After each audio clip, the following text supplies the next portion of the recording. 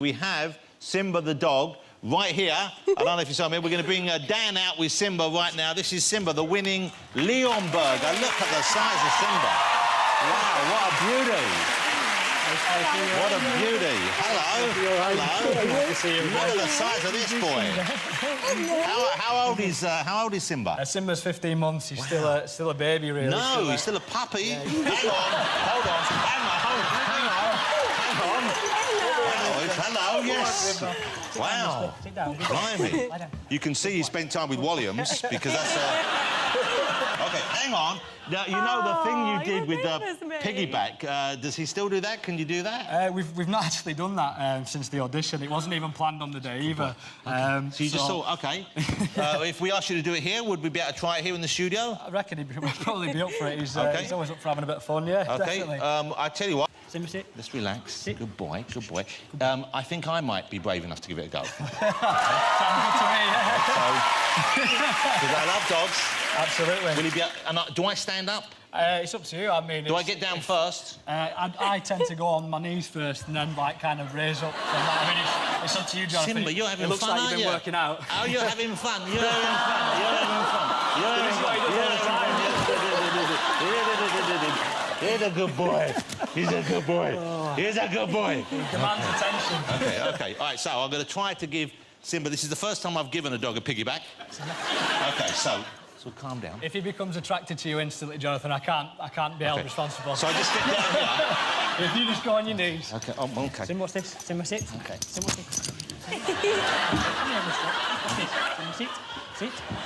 Hold on. OK. Oh, blimey. Oh.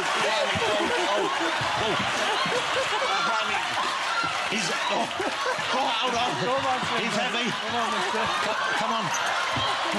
You want to give it? Okay. Let's try it. I'll try and get up with him on. Come on in. OK, here we go. I'm going for it. Oh, you've got to hold him steady at the back. He's living off. OK. We tried. We tried. Yes, Simba. Good boy. OK, no, not there. What poor attempt? You're feeble. You look so strong. But no, he kept slipping off me. He kept slipping.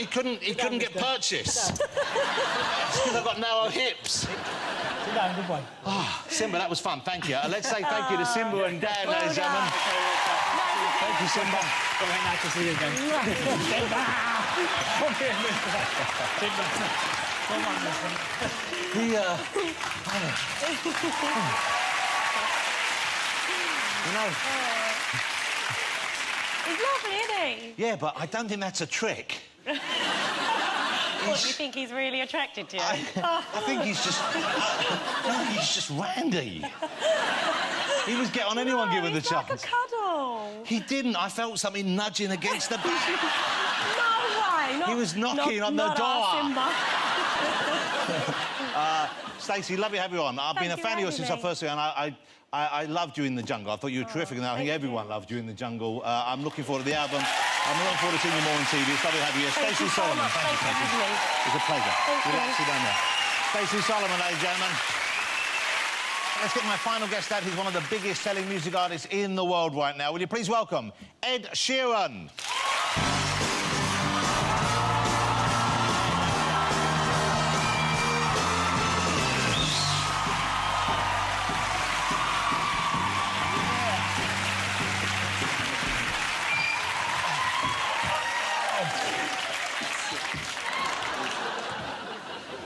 I might be a bit heavier than that, look. It's great to have you here. I loved hearing you at the top of the show. I can't wait to hear you perform a whole song, Life is In. But this has been an incredible year or so for you, I guess. Well, this is the kind of pinnacle of it for me. Like, honestly, I've been watching your show since a very young age, and it was quite weird when you walked in earlier, because I have an old science teacher that really had the same mannerisms and kind of same facial kind of thing as you. Very handsome, very charismatic. Of course, yeah. So when you walked in, I just assumed I knew you, because obviously I'd grown up watching you on TV, and my science teacher was like that as well. But yeah. Hold it. When you say your science teacher was like that as well, I brought a picture of him. brought a picture of him. See what you think. He's called Mr. Wheeler. Mr. Wheeler. He was my favourite what was he? teacher. Did he speak? Did he say the letter R in an incorrect way like me, or he just was? Where do I point that? There. Let's have a look. What do you think? What do you reckon? He's getting there. What do you think? Looks like Prince Andrew. He's a good lad. Well, that's nice. It's lovely to meet you as well. And I'm thrilled your success is such a kind of like a modern story, isn't it? Is someone who did their own music and then you put it out there, and it grew pretty naturally, didn't it? The following you had kind of grew just from people talking to each other, word of mouth. Yeah, it's a very weird thing. Like, the internet has been a pretty integral part, but also as much as the kind of live thing is. So, like, as I was doing shows and kind of after shows, I'd like just be selling CDs out of my rucksack and stuff like that, and then like that night people would kind of share it online and give it to their friends, and it would just kind of build this little community. So by the time that it came to a lot of labels offering deals, I was already selling out shows around the country. Wow. and kind of already selling independently quite well. So it was good to kind of have that foundation. It must feel kind of unreal, though, your life in the last couple of years, because you've gone from playing in small venues and taking your own CDs along the same afterwards to hanging out with the people you grew up listening to, I guess. I mean, like doing the Brits, doing the closing Olympic ceremony. Well, actually, one of the when I did the Queen's Jubilee, which was quite fun, I was doing an interview with Chris Evans, and it was on this kind of like grass bit with loads of different performers around, and there was kind of like Elton John and Cliff Richard and all these people just milling about. It was a bit surreal, to be honest. And I was having an interview with Chris Evans, and Paul McCartney walks past. I'm like, oh shit, it's Paul McCartney, wicked. And Chris Evans was kind of like, oh, you should go up and say hi to him. And I was like, I didn't really want to be that sort of person that just walks up to someone, shakes their hand, takes a picture and buggers off. Like, I actually wanted to kind of sit down with him and properly talk. So, yeah, we carried on conversation, me and Chris Evans, and then suddenly I get a tap on my back and I turn around and it's Paul McCartney there, and I'm like, you all right? And I hope you said, not now, Paul, I'm busy. No, he told me that he loved my music and he'd first seen it on Hollyoaks, which I think was amazing, that Paul McCartney watches Hollyoaks. But you have very ardent fans, I know that. I mean, I know we had a lot of excitement here. People excited about hearing Ed play this evening, aren't they? We had a lot when we announced you were on. We had a lot of people want to come and see the show.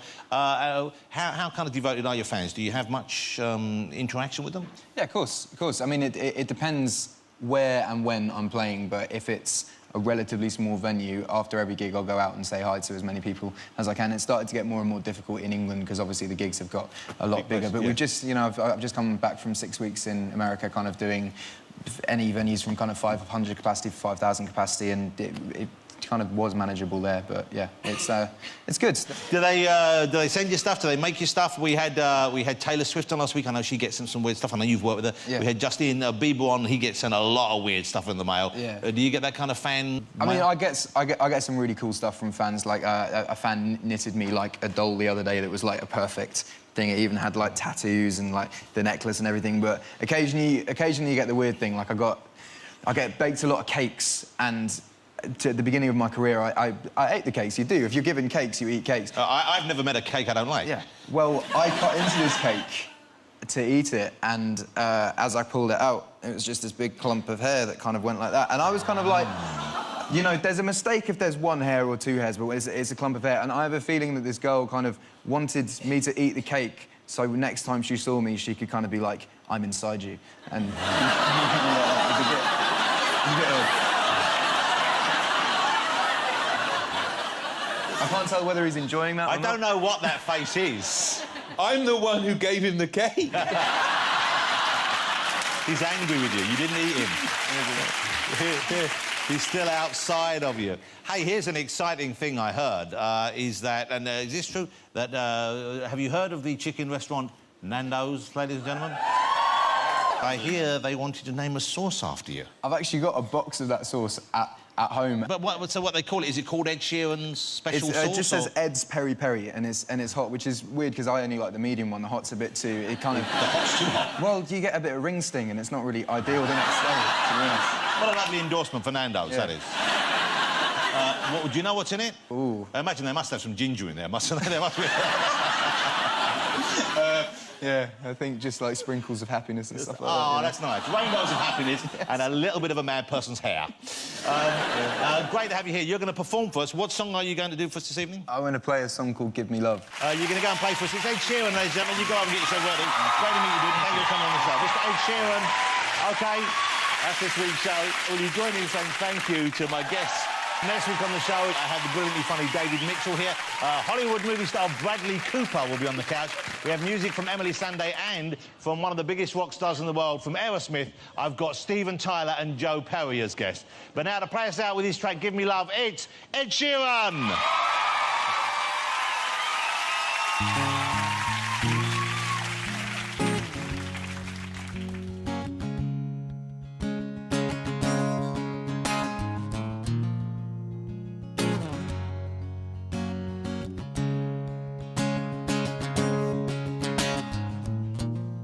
Give me love like her.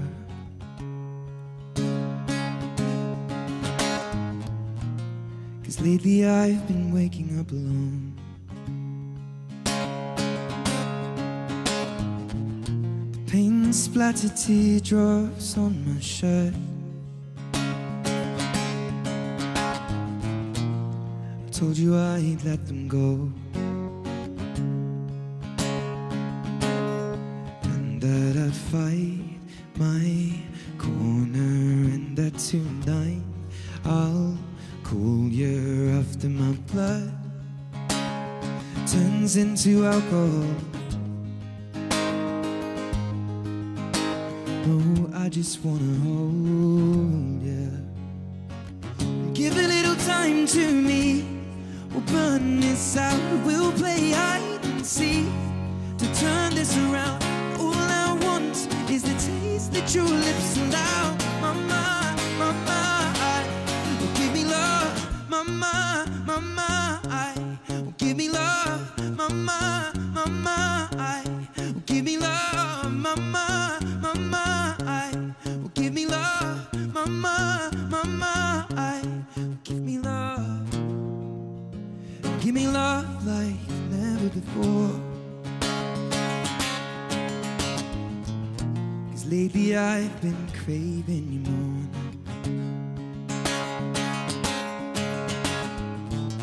And it's been a while, but I still feel the same now. Maybe I should let you go, cause you know I'll fight my corner, and that tonight I'll cool you after my blood is drowning in alcohol. No, I just wanna hold ya. Oh, now, and give a little time to me. We'll burn this out, we'll play hide and seek to turn this around. All I want is the taste that your lips allow, mama, mama. Give me love and give a little time to me. We'll burn this out and we'll play hide and seek to turn this around. And all I want is the taste that your lips allow, mama, mama. Give me love now, mama, mama. Well, give me love, mama, mama. Give me love, mama, mama. Well, give me love, mama.